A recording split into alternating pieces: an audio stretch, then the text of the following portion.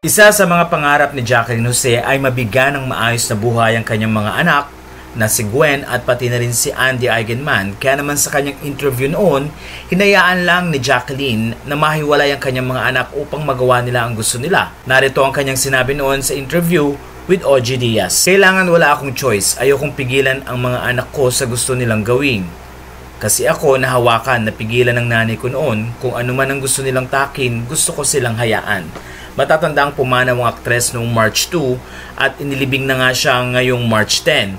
Pero bago pa man ang kanyang interment ay dumating ang kanyang bunsong anak na si Gwen Gok. Kaya naman ang huling gabi ng lamay ni Jacqueline ay dinaluhan lamang ng mga taong malalapit sa kanila at ng kanilang pamilya.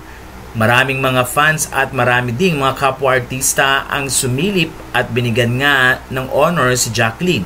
Ayon sa kanila, patuloy nilang mamimiss ang husay ni Jacqueline sa pag-arte, na kung saan ay isa nga si Jacqueline sa mga pinagpipitagang aktres sa ating bansa dahil na rin sa mga ibinigay niyang honor na kung saan ay nagkaroon siya ng Best Actress Awards sa Cannes Film Festival. Siya ang kauna-unahang Filipina actress na nabigyan ng international award na ito.